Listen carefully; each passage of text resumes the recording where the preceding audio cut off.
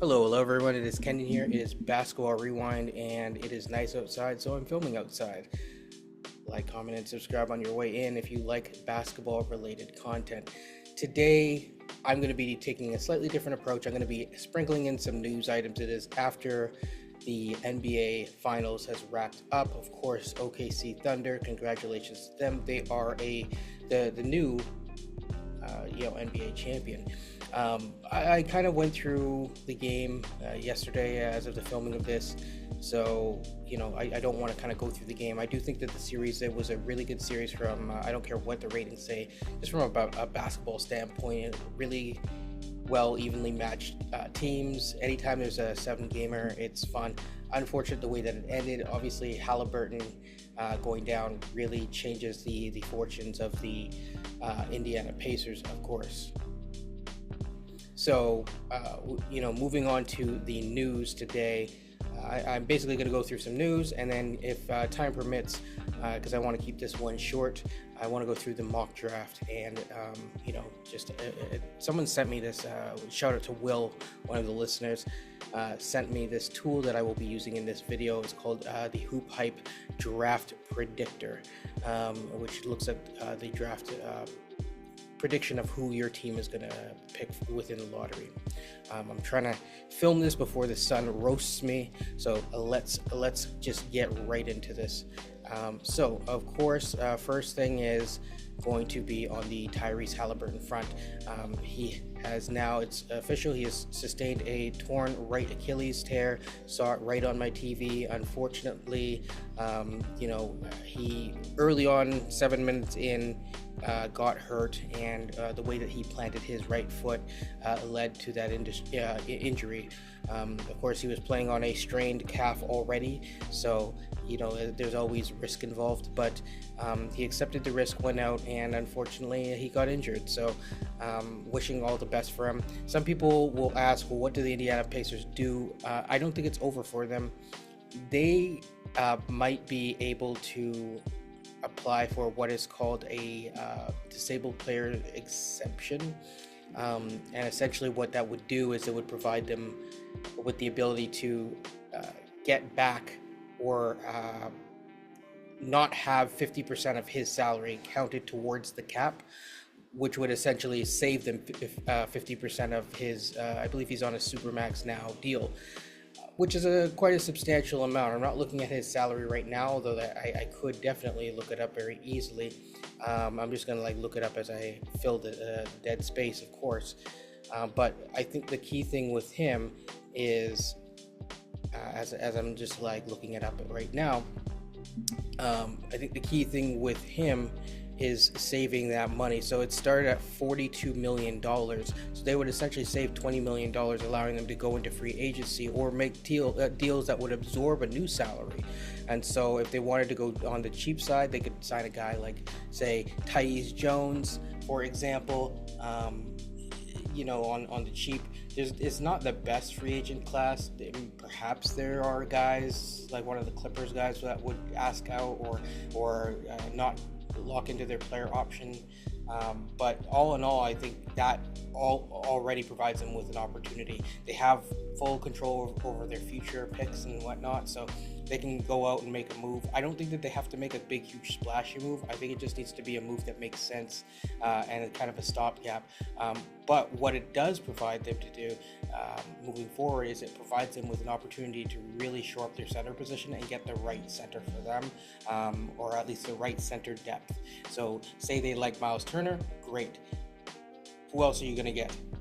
And this might provide a very great opportunity for them to get a good backup center, which, they tried to cycle through a number of them and they all got injured. So that would help them. Moving along, that one is a fun one, but yeah. Well, not so fun because of the injury, but fun to kind of think through. Giannis Antetokounmpo remains open-minded about his future, and could decide after the Bucks offseason moves what he's going to do. And this goes back to exactly what I said. Shams reported this on the McAfee show. Whether you like Shams or not, this is just, I'm just going with the reporting, folks. So don't get mad at me. I'm just reporting what's out there. People can decide their own. My thought is that if I'm Giannis, if I'm connecting the dots, and I'm Giannis, I'm gonna see what the Bucks do. If I'm really loyal to them, give them a chance to create a team. If they can't create a team by X date, say middle of July, beginning of August, I'm probably out of there. I don't think that they can make a team that is competitive this year. If the whole plan is, okay, you're gonna like float as long as you can until Dame is back, and then work Dame back in for the last third of the season, that just doesn't really seem like a viable option, especially when I don't know if Bobby Portis is opting in to his player option and Brook Lopez is out of there. That makes things very tough. I actually, if I'm remembering this correctly, I believe Bobby Portis actually opted out of his deal and wants bigger money. So they have a decision right there already to make from that standpoint. We'll see what happens. Okay. So that kind of wraps up the news segment for today. Moving along, I think the first thing is doing something new, and that new thing would be the draft predictor. So I'm going to just share my screen in just a second, and then we're just going to kind of go through that and the ESPN mock draft, because ESPN updated their mock draft, so I think it provides a good opportunity. Again, I see the sun slowly creeping towards me. This is why I keep shifting my laptop, because I do not want my computer to cook in what is supposed to feel like up to 46 degrees today. It is nice in the shade. Outside of the shade, it's a little bit hot. So ignore all the ads. This is just, I'm not using an ad blocker. So, number one, Dallas, obviously with 97% chance it's going to be Cooper Flag. You have Dylan Harper on there, but really when you see 97% chance, I think the rest can kind of be ignored. There's a kind of, I guess, an outside chance that Dallas goes with Dylan Harper, but it doesn't really necessarily state how they decide these, but hey, let's still go through it. With 85% chance, you see Dylan Harper and VJ Edgecombe. Now, depending on how you see Stephon Castle, I don't think that VJ Edgecombe is a good pick here either. Again, San Antonio might trade the pick. You might see someone like Lauri Markkanen on the move. But in my opinion, they probably go into the season and then figure it out. If Giannis becomes available, they might just take a run at Giannis. But again, based on the reporting so far, it sounds like Giannis wants to stay in the East. So, but I think that San Antonio would be a close second. As we move along, Philly is going to be the next one.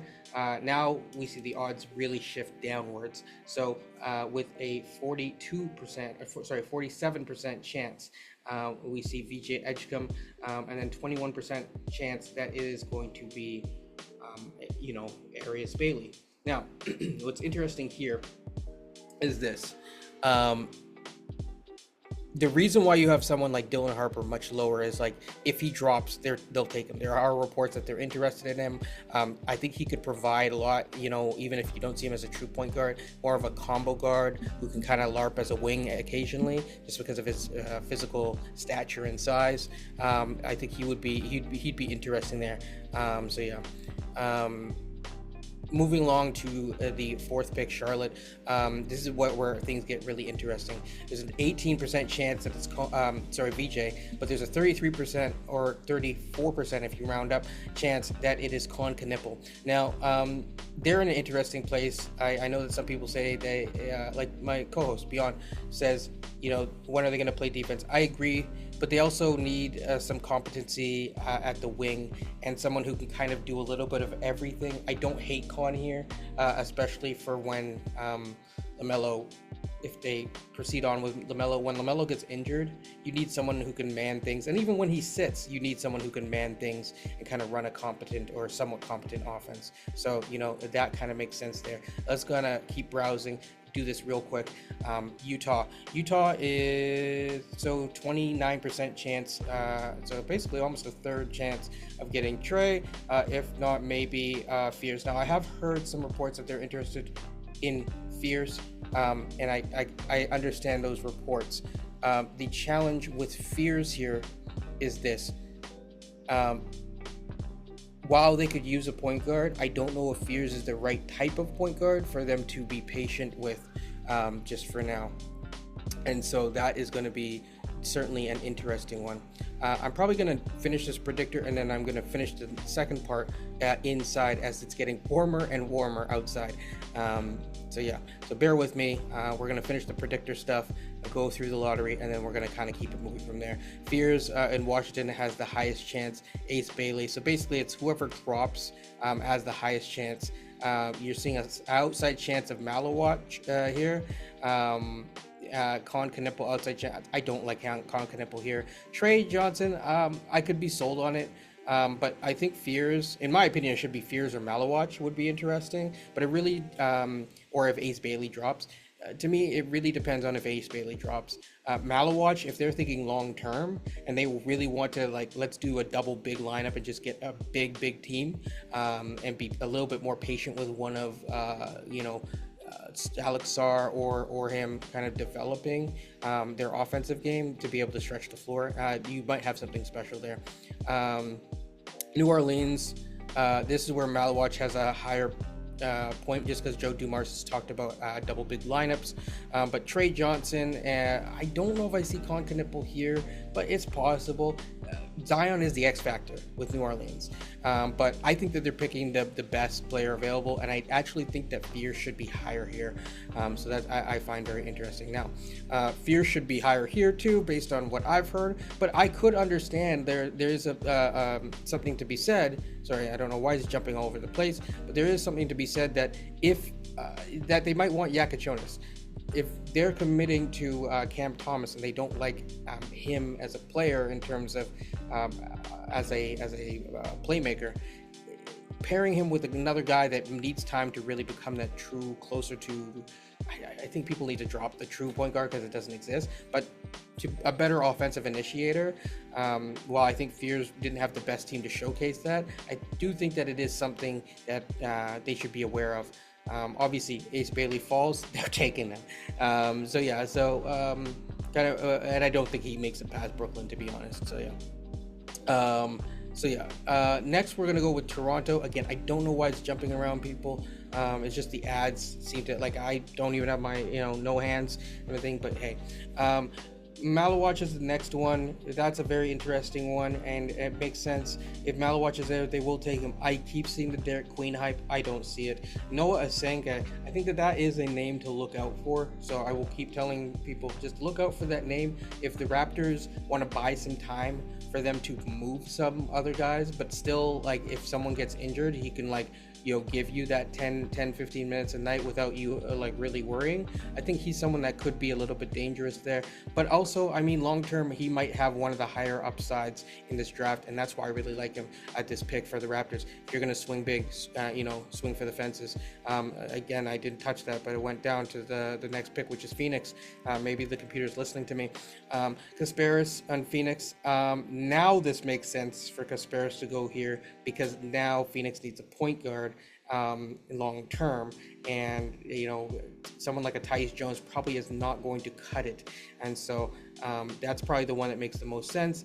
Alternatively, if he somehow makes it here, I think Malawatch would be taken over Derek Queen for sure, because they need someone to shore up that defense long term, and a long term option at center, and you can't teach height. Portland taking Carter Bryant almost makes too much darn sense, and if not, it would be Derek Queen. Ignore the jumping around, people. It's not me that's doing this. This is just the computer. Next time I'm probably going to use a different browser, and I will probably not be using Safari. So this is not the best vote of confidence for Safari right now, but yeah, with all the ads that are showing up. Or I'll just use an ad blocker. I think if Noah Asenga is available here, which I don't know, I would lean against, just based on what I've been told. I could see him fitting in nicely as well next to Donovan Clingan, but don't be surprised if it's Carter Bryant that goes here. There's a couple options for Carter Bryant. He could also fit on the Bulls, I think. Yagor is very interesting. I could see him on Portland if they see him becoming more of a wing guy. So yeah. moving along, Atlanta's the interesting one because they have 2 picks and they're trying to move up, and I think that they're trying to target a center. So for me, I would be on the lookout for Sorber here, not Colin Murray Boyles, but it is possible that they fit Colin Murray Boyles just because they say, oh, he's talented enough, and then you slide over a Kongu to try to see if he's a center again. I doubt it though. So yeah. And finally, San Antonio with Colin Murray Boyles, or basically these two make sense. I don't know why I'm seeing Beringer. I've heard some good things about him. I have to look into him, but at the same time, I just feel like, is he there because he's French? I'm not sure. If Derek Queen is here, he would be interesting because I think he would fit next to Wemby really nicely. So for now, I'm actually gonna pause and I'm gonna do the I'm gonna release a separate video later, and that is going to be the final ESPN mock draft, because again, we're heading into the final stretch of draft time of the year. So yeah, like, comment, subscribe, people. It is getting hot. My arm is burning at this point, so bear with me. Yeah, that's about it. Hope you like these shorter kind of deep dives or whatever. And yeah, take care. Peace.